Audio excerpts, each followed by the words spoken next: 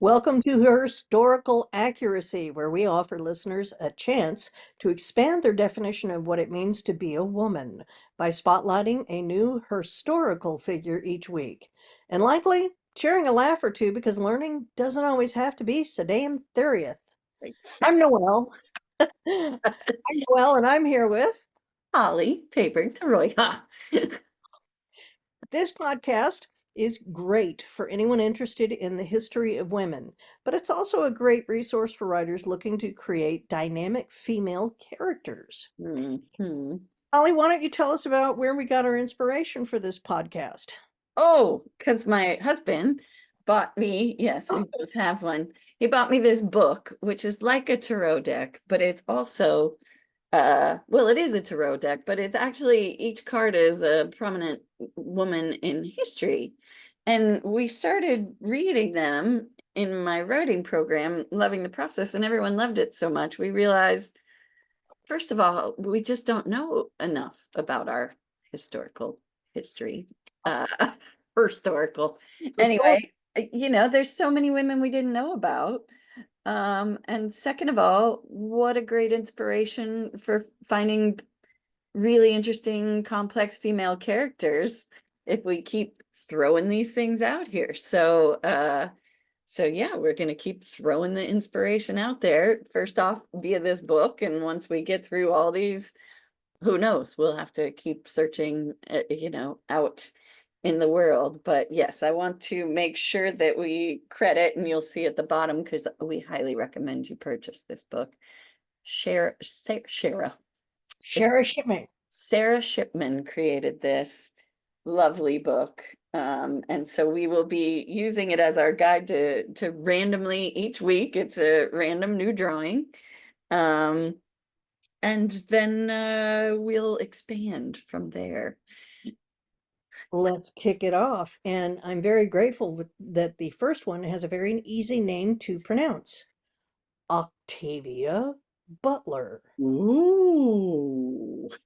So, from the book, I have the notes on Octavia Butler. She was born in 1947 and passed away in 2006.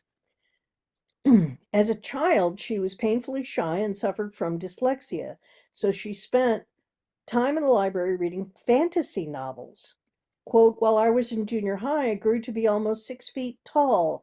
I was very shy and I carried around a huge notebook in which I was always writing. The bullies found me amusing. That's a nice way to put that. She's a writer. Yeah, amusing. Hmm. Hmm. Bullies amused. Yes. At 10 years old, she begged for a typewriter so she could write her own stories. I want to know how, let's see, at 10 years old, that was 1957, how could a 10-year-old's fingers manage a typewriter? I mean, that must have been some serious, Toot, you toot, toot. know, unk. Anyway, all right. So she wanted to write her own stories and she saw a movie on TV and said it was so bad she said to herself, I can do better than that. So she started writing. Her mother encouraged her, but I others like in a the sassy 10-year-old, I just have to say. young and sassy, yes. Tate. Um, she was encouraged by her mother, but other people, teachers, family members, they were baffled not only because of a black young lady, young woman. I don't know that I would call her a woman yet because she was still just, Itty bitty. preteen. But she was writing complicated fantasy. At 13 years old, she started submitting to sci-fi magazines. And as a freshman at Pasadena City College, she won a short story contest. Her first novel and series, Pattern Master, was published in 1976. And this is a series where her characters fight against systemic oppressions. Oh, I wonder where she got that inspiration. Yeah, drawing on real life. Uh, Oh, yeah. Then her work rose to prominence in the 80s, and in 1995, she became the first science fiction writer to win the MacArthur Foundation Fellowship. Ah, the crowd goes wild. Now here's the kicker for me. although she suffered from writer's block and depression, she worked until she died of a stroke in 2006. Damn. In her personal papers, a notebook from 1988 has powerful aspirational affirmations. Quote, she wrote, "My books will be read by millions of people. I will help poor Black youngsters broaden their horizons." Her writing unveils the truth of our own experience by transporting us to another time and place, one that lives only in our imaginations. She created imaginal worlds in her fiction and manifested new realities for herself with her writing. When asked why she became a writer, Octavia replied, "I only had one choice." Wow. I There's love it. so much about this woman that I just connect with, and being, always the new kid and being fantasy and fodder for bullies. Yes. Yes. I would have been fodder for bullies if people actually knew what I was thinking in my head, but I was able to hide behind the smile.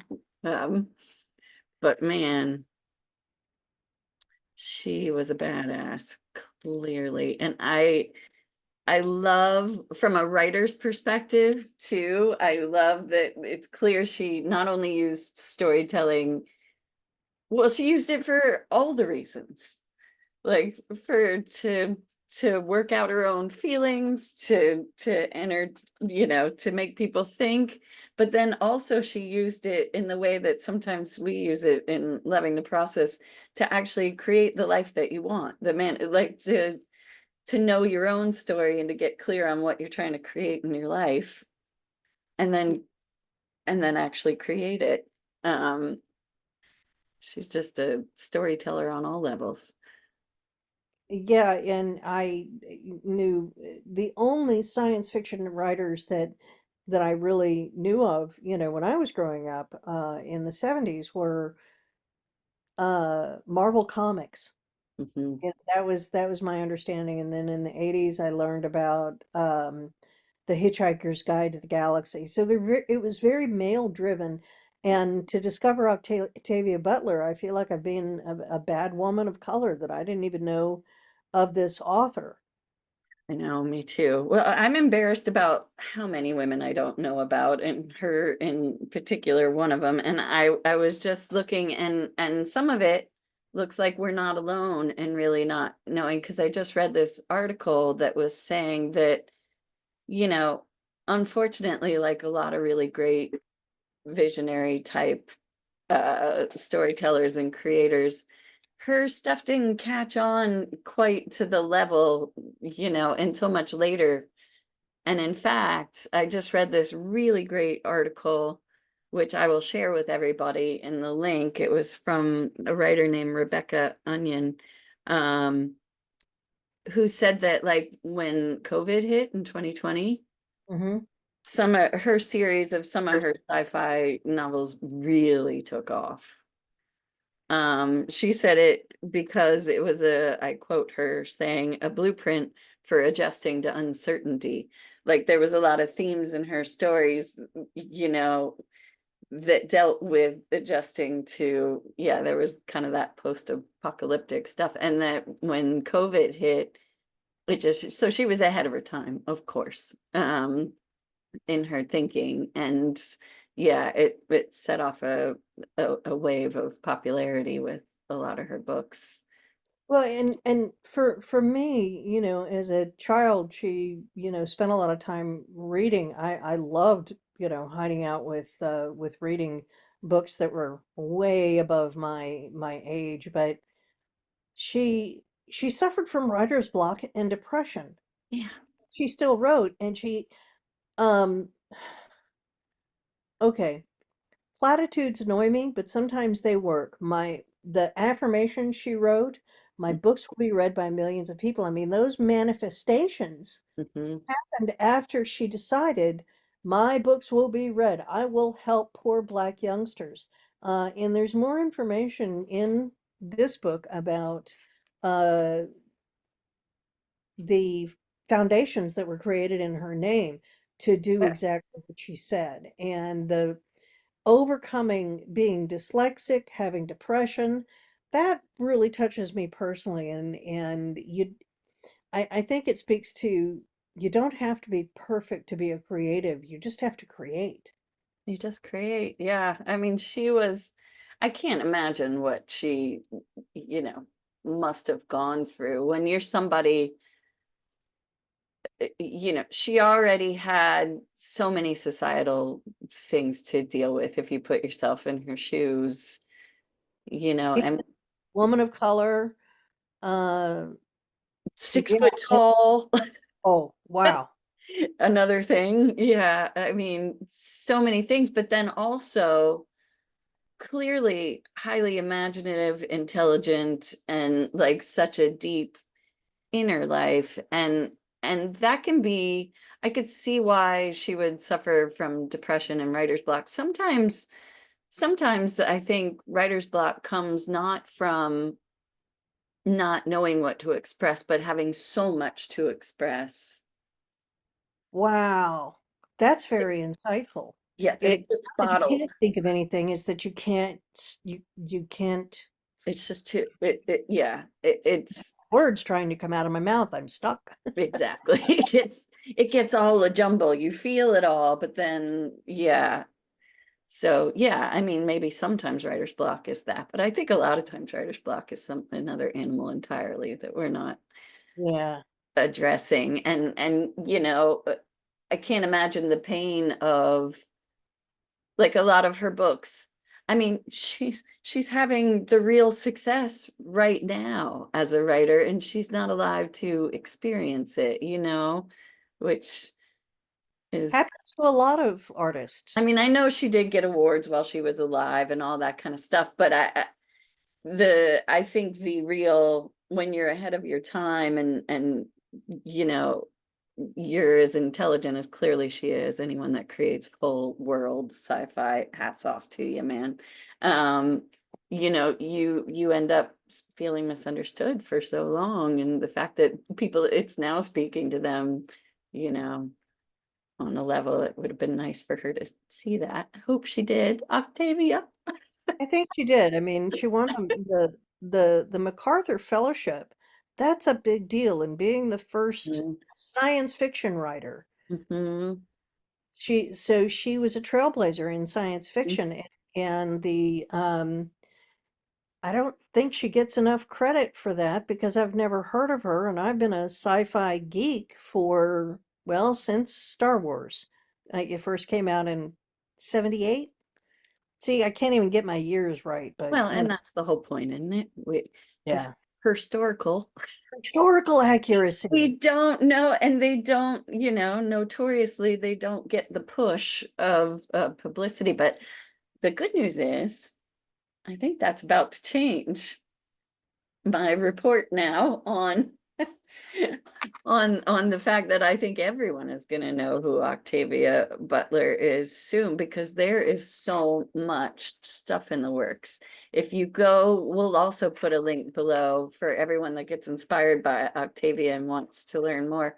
Her website's brilliant. Whoever is keeping up with her, you know, her legacy is doing a brilliant job. So the website is just full of information, but it says that Amazon lands Viola Davis's adaptation of Octavia Butler's Wild Seed. So they're going to be doing a whole series. Ava DuVernay, Ava. Ava, the Mhm. awesome woman of color. And Victoria Mahoney to adapt Dawn for Amazon. Kindred is Janique Bravo to direct and Mallory Johnson to star. And then A24 lands rights to the Parable of the Sower, which that's a whole series of books from what I understand. Garrett Bradley is to direct. So it is on. There is going to be content inspired by Octavia everywhere. It's Wow. definitely on Amazon. I hadn't even looked at this website, and I mean, they have her whoever Jules at OctaviaButlerEstate.com is, oh, it's managed by her family and represented by her literary agent, now literary executor, Marilee, Heifetz, Heifetz of Writers House. The organization's mission is to uphold Octavia's legacy and spread her values. Wow, we could spend a long time on this, but the excitement of what thank you for providing me that link. It's just octaviabutler.com. Yeah, That's easy, easy. pretty simple. And they've even got samples of her journals where she These was, pictures just like, oh wow, this is a writer's or an editor's dream where, well, actually no, it looks like it's been through a few edits. Don't you just love looking at the original manuscripts? I do. And her handwriting and all that. And I swear I've written some of those things like she she put there. It's on her manifesting journal there. Um, and I Yeah. love this one. She said, I will send poor Black youngsters to Clarion and other writers' workshops. And she did because she has the Octavia E. Butler Memorial Foundation, which provides scholarships for young writers of color. So if any of you are listening, young writers of color, Yes. go I to South. there are scholarships available. Um, Yeah, I think that's going back to her childhood, that um she hid out in the library mhm, and painfully shy, suffering from dyslexia and then depression and writer's block, and then she's 6 feet tall. How many people going, you play basketball? I mean, every tall mhm. person saying, what sport do you play? And it's like her sport was science fiction. But I just connect with that because as a young woman of color myself, I had no clue. I had nowhere else to go. But boy, did I love spending time in books. Mhm, And that's extremely important for young people who are neurodivergent. We're finally mhm. getting the diagnoses that my generation didn't get. Oh yeah, Uh, that's the other thing. She had the dyslexia too. Oh my God.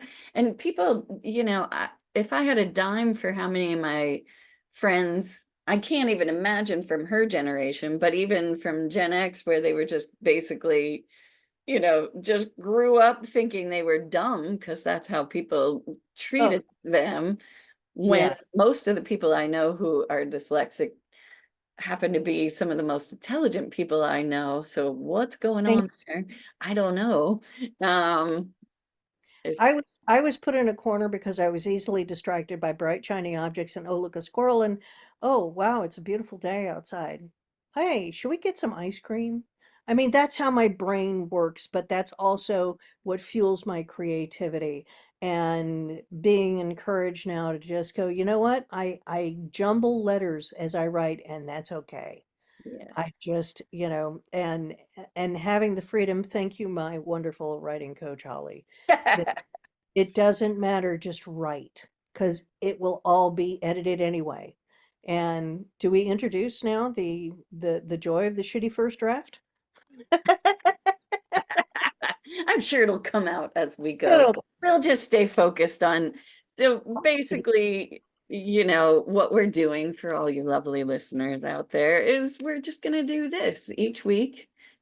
We're gonna take a quick peek at a new woman in history. That we want to be inspired by because as you can see this is now I'm like oh my gosh we're going to flood ourselves with so much information but it's going to be good. I don't know how we're going to watch all these movies and TV shows and things and all the stuff that it inspires but there'll be some weeks you never know which one you're listening to that's going to be like no that unlocks the key to something for But me. Yeah. isn't it great that I can see, the amazing women like Shonda Rhimes and Mhm. Ava DuVernay, and bringing not only women but women of color into the forefront of uh, women to watch out for. Women, So they haven't even, they're just getting started. You just don't even know their stories and what they've got to share from their heart. And it's, I, I'm excited. I'm I will add last more things. Again, we will always put links to the things we reference for you to find so you can do your own research. We're barely scratching the surface of Octavia. I mean, all these women, I have a feeling as we go, are just so extraordinary that, you know, you could spend hours, and we're not going to. Um, although we might do some greatest hits if people are asking at some point. But I will just add also that there is, I haven't read it, but there's a biography about her life called Star Child by Ibi Zeboy. I hope I'm pronouncing her name correctly. Sorry if I haven't, but we will put the link to that as well because it looks, well, the cover looks fantastic. oh good.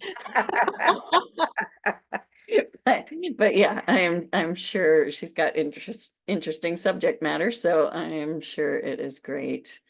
Um, Holly, do you want to close us out with the tarot message from pulling this card? Uh, oh, I have it up. I yes, can. you're gonna read it, but Oh, okay. I'll just say to everybody, because we were inspired by this lovely book, and it does come with a message that each woman in this particular week, obviously, Octavia Butler inspires some sort of message for you. It's a bit of an inspiration to take with you on the rest of your week. So take it away, Noelle. Okay, so Octavia's card is the Three of Pentacles. And for those who don't know, cards are pulled either upright or in reverse. Now, the meaning of the pulling the upright card is meaningful work, talent, discovery, writing, a burst of productivity, which I could really use this week. When you pull the card reversed, it is signifying procrastination, writer's block, and discouragement. Oh, the two sides of the coin she experienced. The coin. So Yeah. here's the summary of the Three of Pentacles, and I think this is a great way to wrap up Octavia Butler. The Three of Pentacles shows us the important, if invisible, link between the physical world and fantastical realms. It Hmm. is a card that indicates you must work steadily to manifest your purpose. It directs you to synthesize the workings of your imagination with your external reality. So ask yourself these questions. What should you focus your energy on creating? What projects and passions in your life are in alignment with your values? And finally, what can you create to reflect who you truly are? Those are good things to think about for the week. I am inspired. My heart is full. Thank you for joining us. Yeah. Thank you, Holly, for joining me on this first of many exciting podcasts to come. Yes, we hope you go with us on the ride. It ought to be interesting. Oh, What?